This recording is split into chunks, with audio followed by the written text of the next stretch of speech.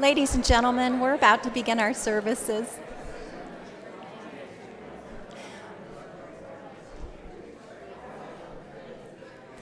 May I ask at this time, if you have a cell phone, will you please put that into silent mode at this time?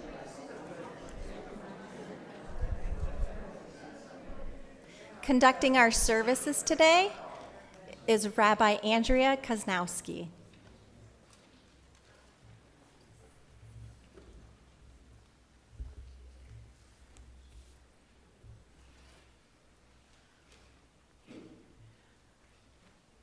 As we begin our service to remember Gloria, it is fitting that we begin with the music of Gloria's granddaughter, Becca Darling, who will sing and play guitar for us at this time.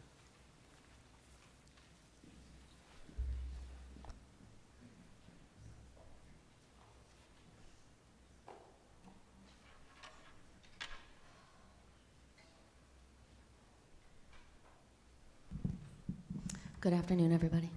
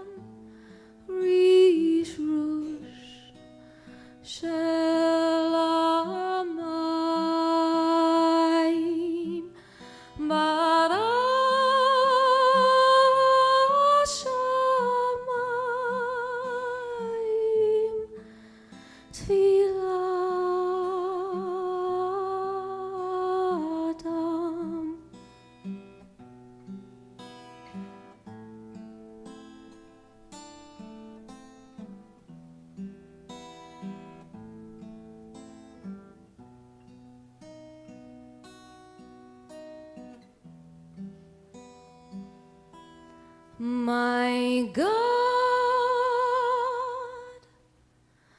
of all,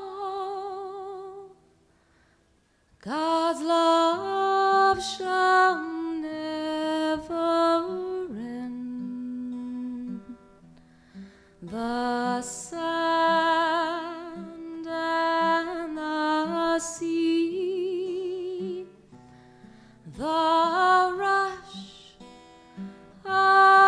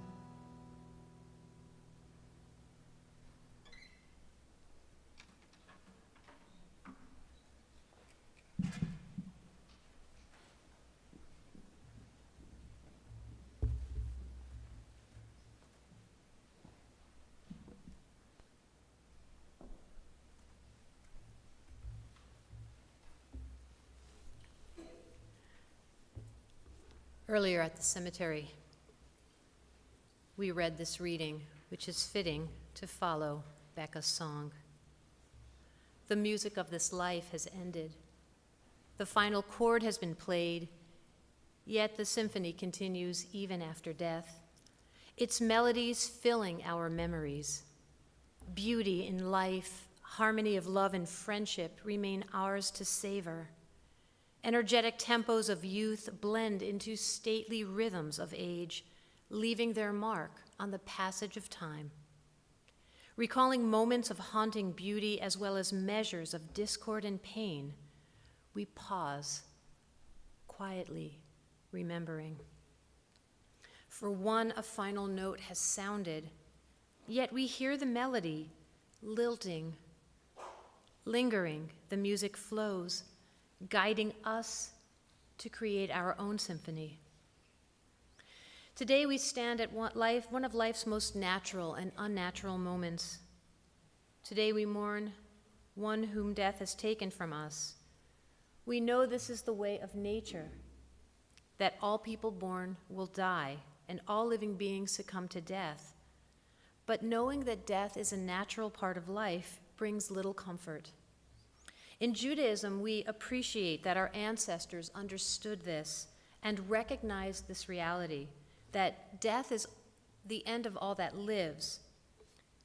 And throughout the ancient texts of Judaism, our ancestors spoke of death and how we confront it and struggle with it in its many different ways. They didn't shy away from it.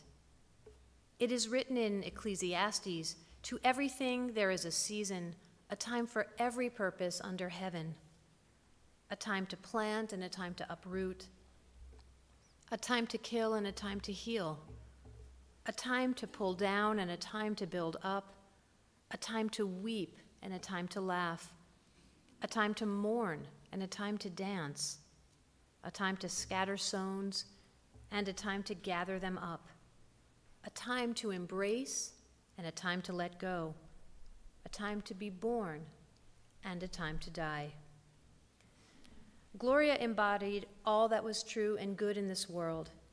She was proud of her Jewish heritage, and she lived in accordance with her values. She was gracious and kind. And we read from the book of Proverbs about a woman of valor. A woman of valor, who can find? She is more precious than corals. She wears strength and beauty, and she laughs at the future. She opens her mouth with wisdom, and the learning of kindness is on her tongue. Give her of the fruits of her hands, and let her works praise her in the gates. Full of love and graceful ease, she encourages her children and her friends to succeed. Many women have excelled, but you, Gloria, excelled them all. Today we mourn one who no longer walks among the living.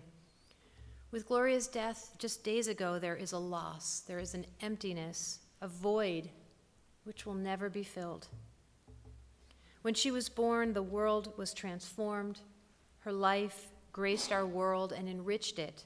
And with her death, that unique person is no longer. And again, our world has been transformed. Death took from among us one whose life intertwined with our own. Her death silences us with the power to take from us without concern of our pain an amazing woman whom you care about and loved. Words catch in our throats as we try to give voice to our grief, as we try to speak of her life. But speak we must, though it's painful and difficult, knowing that our words are inadequate, that they could never fully capture the depth of pain that touches our hearts today. But words are all we have. And so I want to start with a reading by Rabbi Stephen Bob, who was Gloria's rabbi for many years. And he wrote, "Gloria Kahn was a rock of strength for her family and for this community. I always knew I could count on her to help the congregation, to help our members, and to help me. She was ready to help others, but she did not want people to make a fuss about her. I want to share one example of Gloria helping me. 38 years ago, my wife Tammy was pregnant with our twins. Gloria told me that Tammy should be able to get a hold of me when she needed me. 38 years ago, nobody had a cell phone. It was the dawn of electronic communication, and Gloria's husband, Bud, was a pioneer. So Gloria gave me a pager from the company. In those days, only doctors had pagers. Well, only doctors and a certain DuPage County rabbi.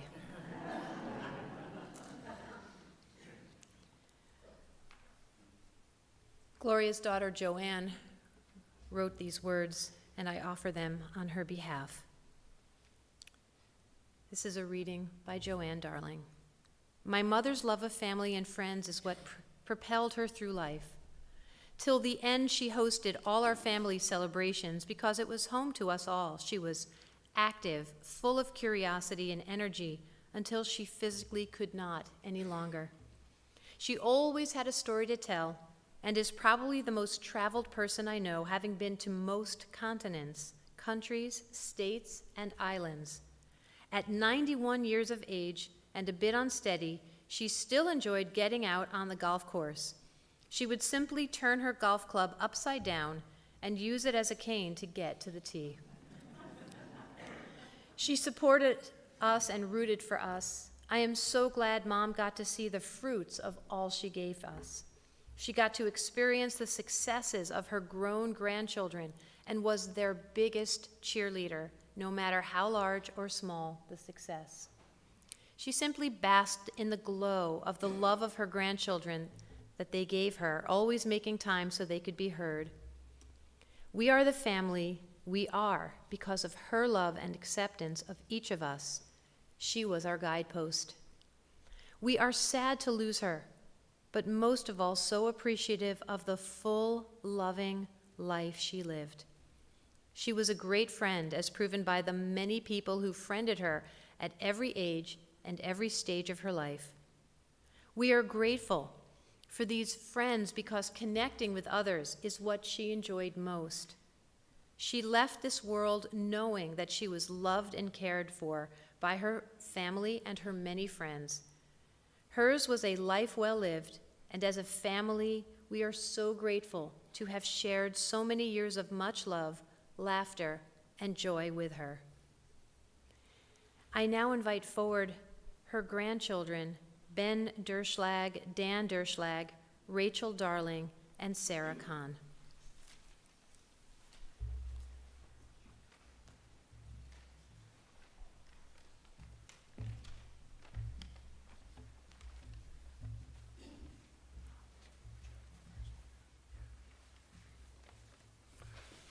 Hello, everybody. Thank you for being here. My grandmother was a master at bringing people together, and she would have loved to have seen all of your faces, knowing that she touched your lives as your lives have touched hers. The holidays will never be the same without her, because that was when her beauty to bring people together shined most brightly. But as our family matures, so too will her legacy. As she imparted the legacy of others to me, so will I about her to the generations to come. I know I will, as I expect to become an uncle soon, share with my nephew the knowledge of his great-grandmother's strength and kindness towards others. The story she told me about her family and friends will live on through him and through him us. We cope with her loss together and make sure the memory of her and of the people's stories she shared with me live on forever.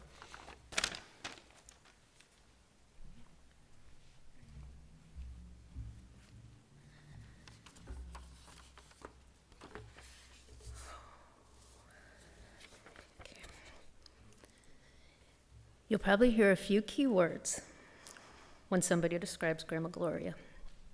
Independent, tough, no nonsense. I could give instances as to how each of these traits have been to the benefit and challenge to those who loved her, but if you're here, you probably already know. She was quick to tell any of us that she didn't want to be doted upon, but on the occasions she asked for assistance, it was going to have to be done on her terms, her way. Grateful for a helping hand, but we all knew that she would have rather have been able to do it herself. Growing up, she would send us the kind of Hallmark birthday cards with the calligraphy poems on the inside, and the only handwritten component would just be a brief matter-of-fact, love Grandma. It was years of those cards before I finally learned how deliberate she was in selecting those for us. She read those poems, like really read them. And I remember her once referencing a birthday card to me that was so excessively loving in its message that anyone who has ever been in the crosshairs of her disappointment might believe it to be fraudulent. Yet to my surprise, when I called to thank her, she doubled down and asked me outright if I read the card in full. I should know that she meant every word of it. The card said it better than she ever could, she told me. Never one to mince words or reactions when addressing the grandkids on non-birthday related occasions.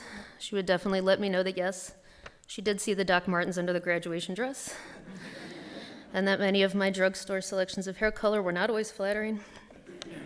However, she always buffered it with a, "It's just who you are, I guess, do what makes you happy." She wanted all of us, her grandkids, her friends, many friends, her children, all of us here to just do what made us happy. She said it often. As she got older, she'd note how anger and resentment were nothing but a waste of time, and if we weren't pursuing our own respective joy, we were missing an opportunity of a lifetime. So as we celebrate her life today, it's only right for me to remind everyone here that she followed her happiness in full. Many of the things that made her feel the best, they're here right now. And to her friends, you made her happy with travels and nights out, games of mahjong. Her family, we made her happy with our accomplishments, our acts of kindness. Some of us, our choice of spouse.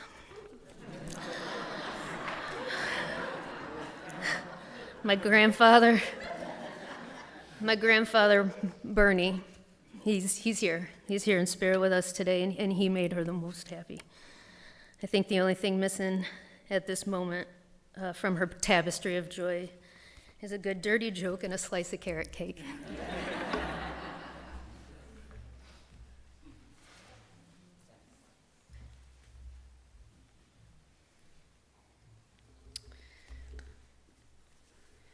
It's hard for me to put into words the immense loss my heart feels without Grandma around. Not only did she fill a room with her love, humor, and vivaciousness, but she filled your soul with an energy that was contagious. The day after Grandma died, I woke up that morning feeling empty. There was something utterly missing, and that was knowing that she is gone. I never took for granted every day I had with her, and I dreaded when this day would come. As we started passing along stories with my family last night, I began to feel the energy that Grandma once had when she was in a room. I hope that when Grandma passed, Grandpa was there to greet her, and that beautiful energy that they had together is released into the universe and continues on in her family, friends, and the stars. She was not only my grandma, but my dearest friend and trusted confidant who witnessed my biggest successes and disappointments. She's always been there for me, and it's hard to embrace the new life without Grandma. Remembering all those wonderful childhood memories with Grandma and Grandpa fills my heart. It's overwhelming to see, She has so many people who love her. It's overwhelming to see how many people's lives she touched. Gloria wasn't just special, she was a gift to all of us, and I'm honored to be part of her legacy. I love you so much, Grandma and Grandpa. Thank you for all your unconditional love, and hope to continue to make you proud.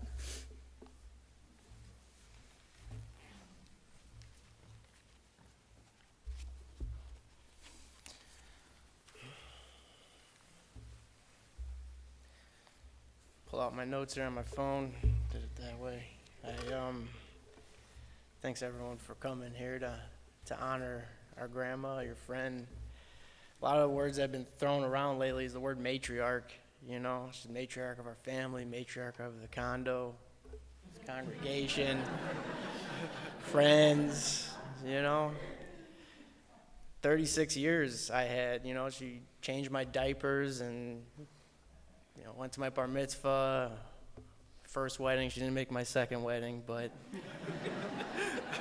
she was there in spirit, you know, and she was there to mend my broken heart when I went through that, and so she just lunches, all those things. It's just those special moments. So I just hope to share a little wisdom that I got from all those years with her.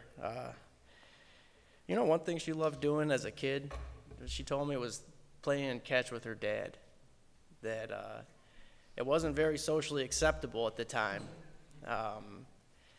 But, didn't make sense to her. She looked at him, didn't make too much sense to them. And against all the grain, he went ahead and bought her a baseball mitt, and they played, just because it made sense. And, it's just that loving connection she had with her dad, the adventurous spirit, the steadiness of mind to just make that decision. I think that's kind of what carried her here to Chicago, where she became a nurse, and the thing is that we were actually talking to her friend at the burial earlier, that she didn't, pass the exam, or, something happened where it didn't work out, but my grandma showed up for her for encouragement. She took the exam and passed, so she's like, all right, I guess I'll go to Chicago, and she went, and that's where she met my grandpa, and,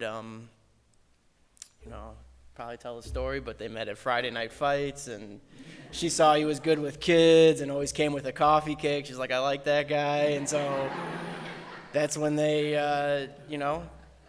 next thing led to another. They created a family. They, as my mom says, they just kept having kids in this one bedroom and throwing them in that room, and then they moved, and, it all kind of, it worked out, and, some hard work, some good fortune, a few generations, here we are, and able to speak with you. And, when my grandpa passed away, she was heartbroken, and we were still young, but we could see it. But it was those same things. It was like that loving heart, bringing family together for the holidays, the steadiness of mind to get up and be active, kind of work through that arthritis, not stay still, connecting with the friends, the mahjong that we talked about, the book clubs, the pool. She loved the pool. I know I got a lot of those shout outs. People just love to come up and say hi to her. And she had that till the very last day. She went and she I think from what we understand, she had sepsis, and she didn't know it, but she was in a lot of pain. It didn't stop her from going and meeting her travel buddy Lee. She was there. They set up those plans to have lunch. So sure enough, she went and met with Lee and her niece. And, it seems that like on the way home, she went into septic shock and got confused and got lost and found her way on Ogden Road, a familiar road, and had the steadiness of mind again, awareness to say, okay, something's not right, I'm going to pull over. She asked for help, and out of all the people who came, this Good Samaritan, his name was literally Angel. He called my aunt and uncle, and, they said, look, Ben, she's in Chicago. Can you go, go get her? I said, sure, and it ended up that she was like a couple miles away from me, not too far from where her and my grandpa met, and so I went and got her, and we were driving, and I was like, Grandma, Rush Hospital's right here, your speech is a little slurred. I'm kind of concerned about that. And I said, maybe you got a stroke or something. I don't know these things. And she said, well, listen, if I had a stroke, when I smiled, it would be crooked. And I said, well, show me your smile. And she's like, straight. And I was like, and again, like that steady mind, and like, I was like, Grandma, shit, I'm proud of you for like how you're like moving through this thing like this. She goes, yeah, a lot of things fell apart today. I'm kind of scared of what it means. I said, yeah, you're just being really courageous right now. And she said, well, she's like, I've done this before. I said, yeah. And we kind of were quiet, and I said, it's different when it's you. And she said, yeah. I got to say, too, I had to go to her car and grab her stuff, and my cousin's CD was sitting on the passenger seat, So, there's a term in Judaism. It's called Merkava. Merkava means It's the mystery that carries all existence. It's the mystery that carries you right now, that holds you, that steers you and guides you. The literal translation of Merkava means to ride. As opposed to walking or running, it means to ride, as in being carried by something else. It means to have faith that you will get there, wherever, whenever. So who knows what, you can make a lot of different meaning of what she was doing that day, but maybe she had a sense that something was happening. She was going back home to her roots in Chicago to meet my grandpa, to come home to him maybe. Or maybe, she wasn't far from us. Maybe she wanted to meet her great-grandson who she was just dying to meet, due in a few weeks. She would sign all of her emails, grandmother, great-grandmother to be, soon to be, Maybe she had a sense and she just wanted to connect. But I know that, my mom was saying, she just had to meet her friend. But she did, I get it. I'm cut from that same cloth. She had that, spirit of adventure. She liked to connect, and even while she was dying, she was still living fully. And I think that's, the message I got from her when I was in that car with her, is that, yo, man, you can live, that spirit can be alive in you. It could carry you through to the end of the day. And so when I'm playing baseball with my son, or, I'm encouraging him to dare greatly, or supporting him, just trying to show him how to live with a full heart, I'm going to think of her, and I'm going to embody her. And, so thank you all for coming.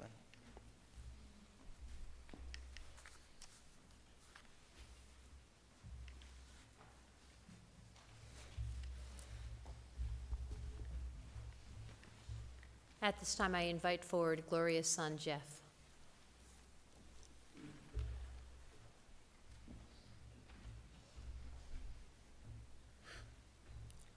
Forgive me if I wander here, it's just all extemporaneous. I want to give you an idea of how we grew up. Every summer we would vacation at a place called the Kiwanis Camp for disabled children.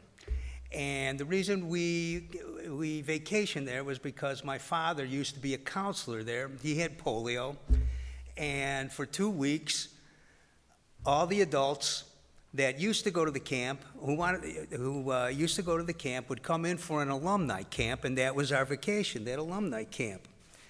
And that's where we saw just every kind of disability that you could see. We were 5 years old. We started 5 years old when we went there. But you could tell my mother's attitude and my father's attitude, I don't see how you can separate the two. I have a hard time separating Bud and Gloria here.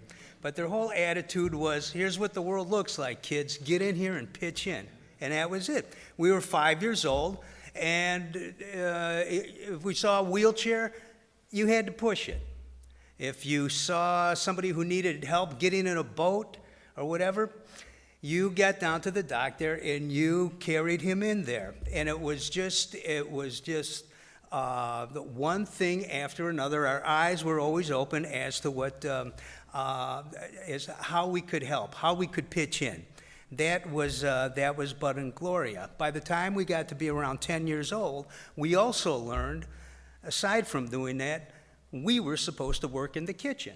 We were supposed to set the table, serve the food. If somebody with cerebral palsy was sitting next to you, you were supposed to cut up the food for them in small bites, feed it to them, and do whatever you had to do, get whatever they had. After that, we went in and washed the dishes. This was our vacation. And here's this always got me, and the kids that were involved in this, they gave us $5 at the end of 2 weeks. My parents got a discount. Oops, I'm sorry. My parents got a discount on the what was it? The camp fee.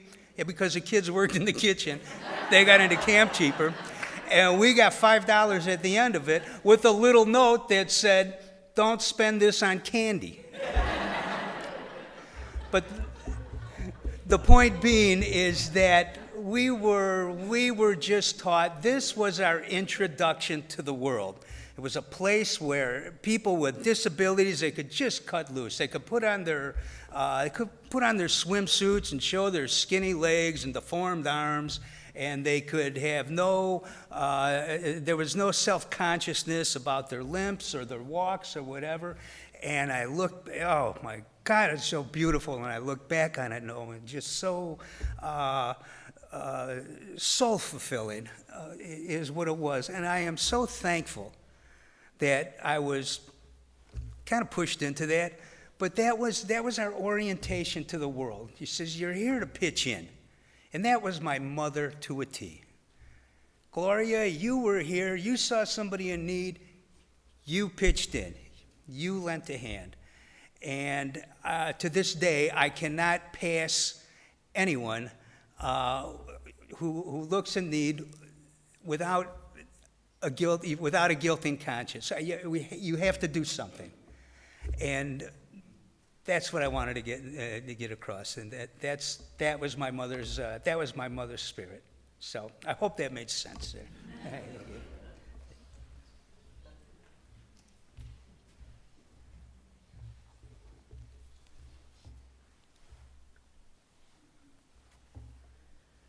Gloria Kahn grew up in Flint, Michigan.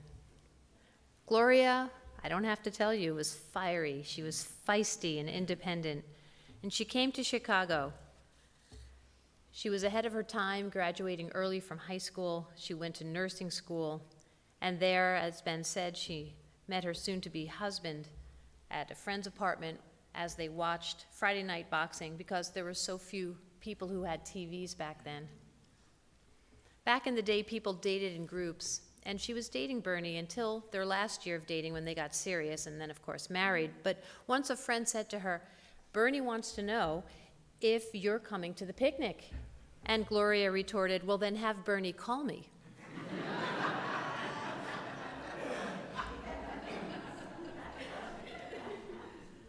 Together, they lived in the city and they had their kids and moved to Lombard in 1956. They had a house and babies and they got a car.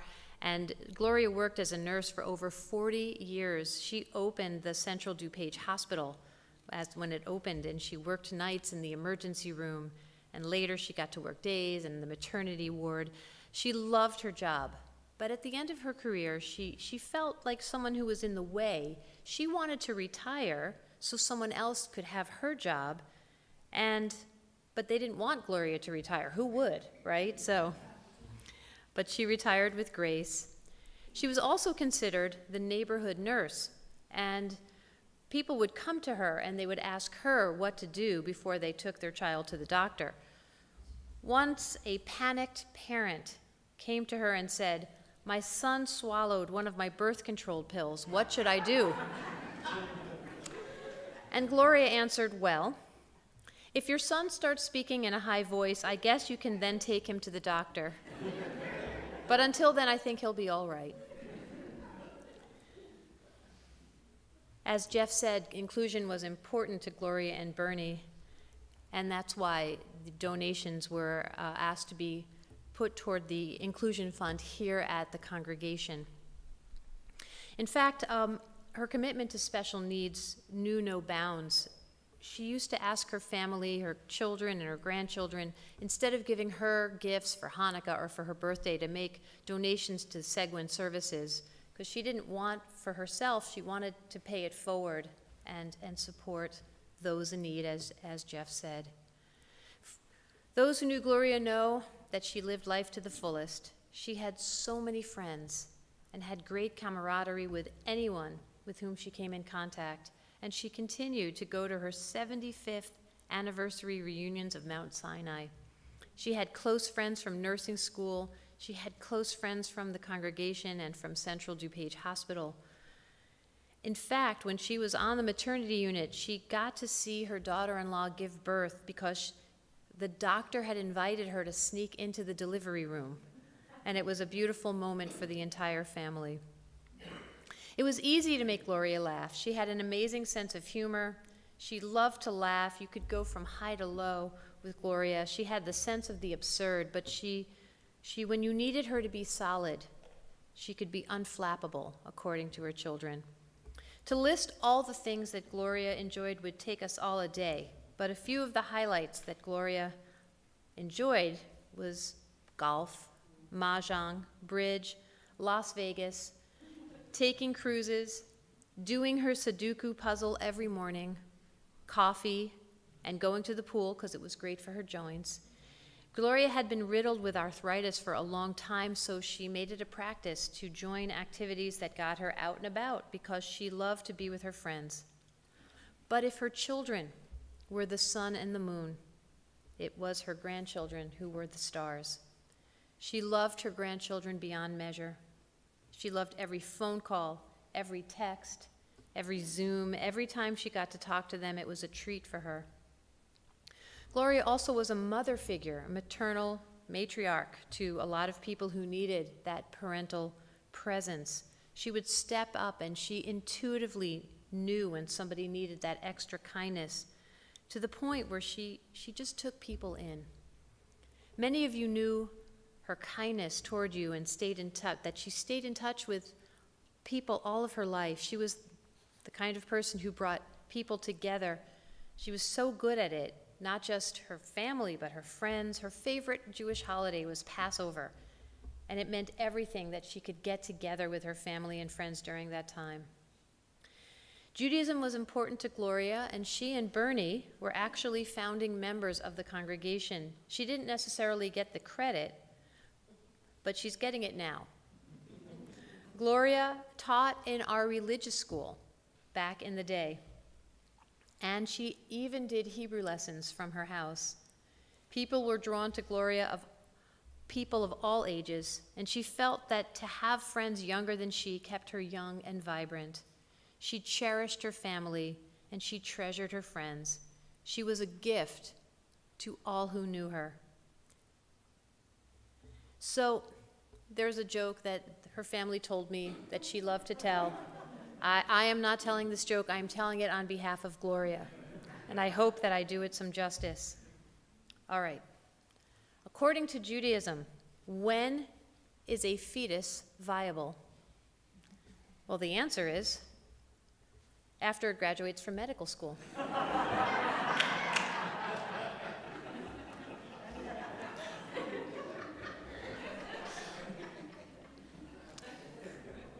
All of us stand together today supporting one another through another huge loss for our community, our congregation, our family. Gloria was so loving and nurturing to all who were close to her. She loved you all fiercely. Death ends a life, but it doesn't end a relationship, and it is my hope that the legacy that she leaves to you will continue to inspire and guide you all the days of your life. And in this way, death cannot separate her from us, for when we remember her love, her laughter, she will continue to live on even in death. Gloria goes to her eternal home, but we remember her legacy, her compassion, her support, her nurturance, her love. And though death is strong, it can never take from us the memories that we hold, the feelings we cherish, the images forever etched upon our hearts and our minds and our souls. Know that there were so many more stories we could have told today, but that is our job. In fact, when we go to the Shiva, when we go on through our days, we are obligated to share stories and memories of Gloria, because when we do it, we draw comfort from them, and it binds us to Gloria. So it's my hope that what she left to us will continue to inspire us. And in this way, death cannot separate her from us. She continues to live on, even in death. The Lord is my shepherd, I shall not want.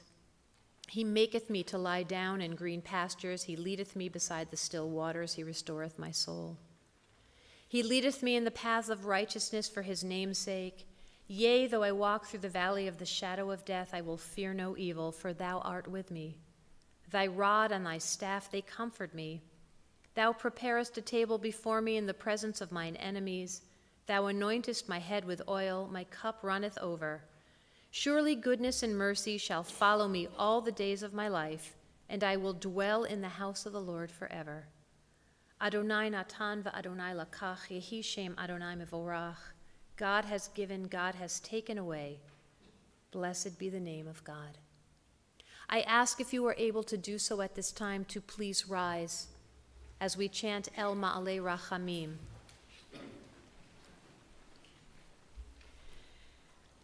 El Ma'ale Rachamim, Shochein Bamromim, Hamitzei Mechuna Nechona, Tachat Kanfei Hashchina, In Kedoshim, Utahorim, Kizor Harakia, Mazhirim. Et Nishmat Gittel Bat Shmuel Shahalacha La'olama, Ba'al Harachamim Yastireha B'Seter Knafav Le'olamim, Vayitzror B'Tzror HaChaim Et Mishmata, Adonai hu nachalata, v'tanuach b'shalom al mishkava, v'nomar, Amen. Compassionate God, eternal Spirit of the universe, grant perfect rest in your sheltering presence to Gloria Kahn, who has entered eternity. O God of mercy, let her find refuge in your eternal presence, and let her soul be bound up in the bond of everlasting life. God is her inheritance. May she rest in peace, and let us say together, Amen. If you have the program that was given to you on your way in, I ask that we recite Kaddish Atom, the Mourners Kaddish, together. Yitgadal v'yitkadash shemei Rabbah, Bialma divrach hirute v'yamlich malchute, b'chayechon uvyomechon uvchaye dechol Beit Yisrael, ba'agalal uvizman kari v'imru Amen. Yehei shmei Rabbah mevorach leolam ulmei alaya, yitbarach v'yishtabach v'yitpa'ar v'yitromam v'yitnaseh, v'yitadar v'yitalev v'yitalal shemei dekudesha b'richu, Le'ela min kol birchata v'shirata, tush bechata v'nechemata, da'amiran bi'alma v'imru, Amen. Yehei shlama Rabbah min shemaya, v'chayim aleinu v'al kol Yisrael, v'imru, Amen. Osei shalom bimromav, hu ya'asei shalom, aleinu v'al kol Yisrael, v'imru, Amen. Please be seated. May you who mourn, and all who know sorrow and pain, soon know comfort and peace. And we go now in peace to life. We follow this service with the Sudhat Mitzvah, the ceremony, with the meal of consolation, and it is a mitzvah. It is a deed, an honor, an obligation even to comfort the mourner. And so everyone is invited to join us in our social hall as we have our meal of consolation together and we continue to share stories of Gloria's life. I'm going to ask Gloria's family to please rise at this time, and we will have you leave the sanctuary first. And now I ask the rest of the congregation to please rise as we comfort the mourners as they go forth to the meal.